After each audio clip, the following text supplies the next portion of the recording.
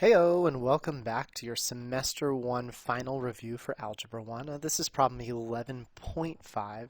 Why point 5, you ask? Well, problem 11 is a very similar problem to this one, but it deals with an equation in a different form. Problem 11 deals with an equation in HK or vertex form, and so we thought you might want to see a similar problem, but in slope-intercept form.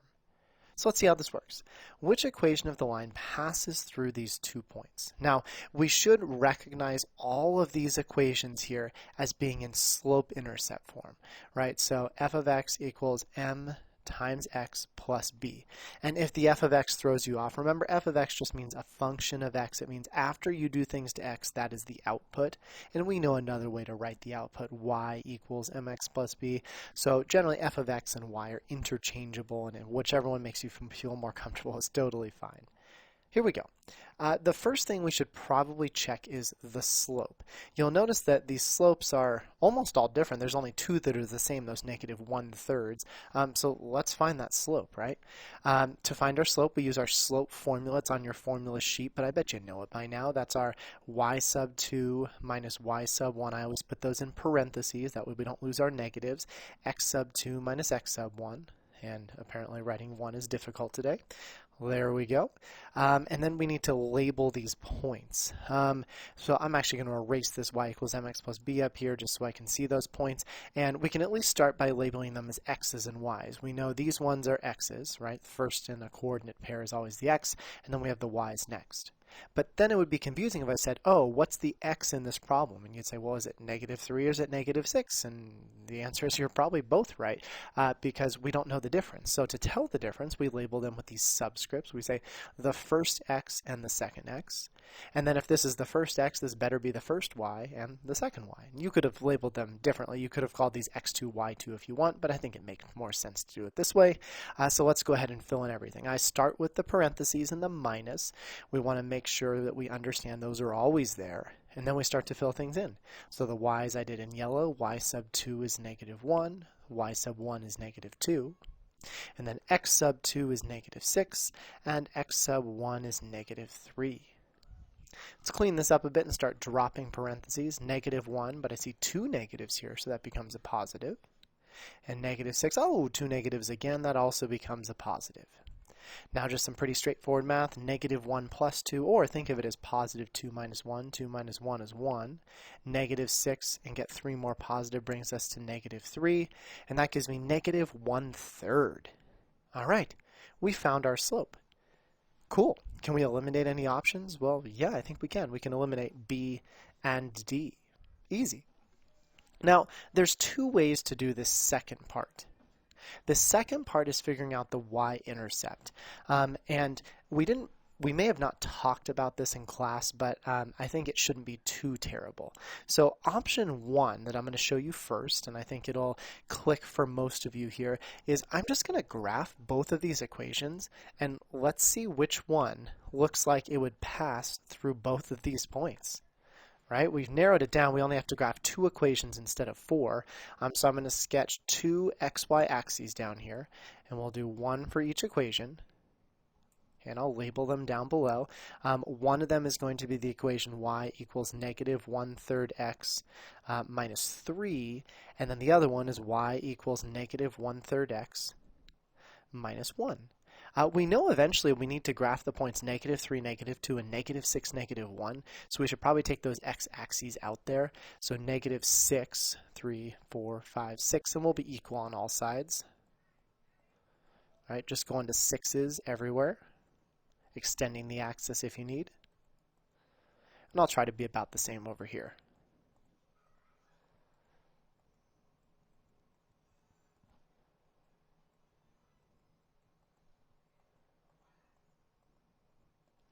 Not too bad. Never perfect axes this way, and I could have imported some axes, but since you guys didn't have them, I thought this would be nice. As a heads up, your test, if it's on paper, will actually come with extra blank XY axes, coordinate planes. If you want to use those, you don't have to draw them at the beginning and the end of your test, but I think it's never bad practice to go this way.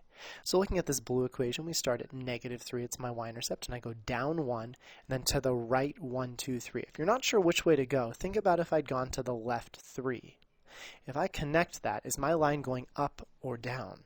To me, that's going in an upwards or a positive direction, but since my slope is negative, that's wrong. My line needs to be going in a downwards direction. So just erase and try again. Down 1 to the right, 1, 2, 3. Down 1 to the right, 1, 2, 3. And we'll do the same thing the other way. Up 1 to the right, 1, 2, 3. Up 1. Did I miss it? No, up 1 to the right, 1, 2, 3. Very nice. So we have something like this. Let's do the red one. Start at -1, go down 1 to the right, 1, 2, 3, down 1 to the right, 1, 2, 3. Not too many points, right, since we only had to go out to 6, like so. We have two lines. Clearly, they're different, but let's go ahead and check those 2 points we cared about. Yeah, we cared about these 2 points. So we have the point -3, -2, and I'm graphing that on both, -3, -2. And then also the point -6, -1, -6, -1. Well, which points lined up on our line and which ones didn't? My blue graph, I think, passes perfectly through both of those points, versus the red graph misses both of those points, and so it can't be the red one. It has to be this blue guy, this first one right here. Now, there's 2 other ways I knew that it wasn't answer C. The first way is look at this point over here. This point has -6, -1. A y-intercept always has to be 0, something. And so because this wasn't 0, -1, I knew that -1 wasn't the y-intercept. Now some of you might be saying, well, what if -1 wasn't there? I don't want to draw graphs. Okay, that's fine. I do have one other way you could have found this algebraically instead of graphically. And here's how it goes. So we're going to go back to our general form, y equals m times x plus b. And we know at the very end, I'll leave this down here, we're going to find some slope and some y-intercept.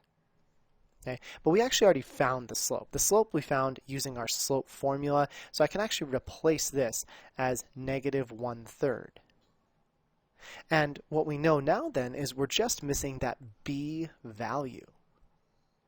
And we also know a couple points that are on this line.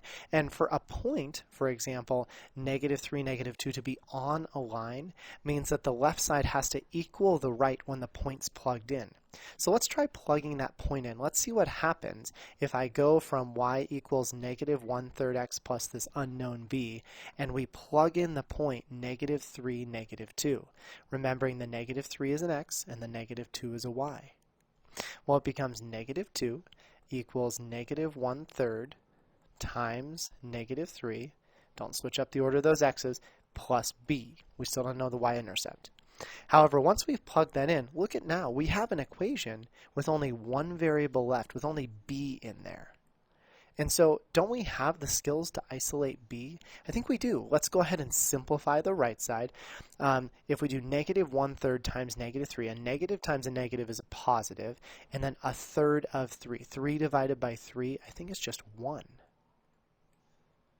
All right, so now we have -2 equals 1 plus b. 1 is attached to b by addition. How can we undo the addition? Well, can't we subtract that from both sides? And so that gives me -3 equals b.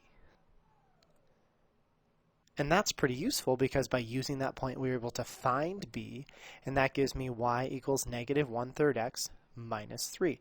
Technically it is, by the way, it is a plus -3, but we should know when we have a positive and a negative right next to each other, it just becomes a negative.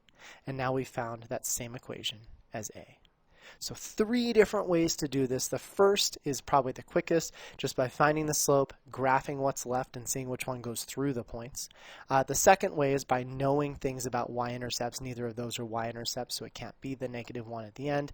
And then last but not least is using some algebra, plugging in either point. I could have used this one as well, and solving for b. Keep studying up. The more you go through this, the better you're going to be for that final. It's just like this review, just slightly different questions. You guys are awesome. You're going to crush it.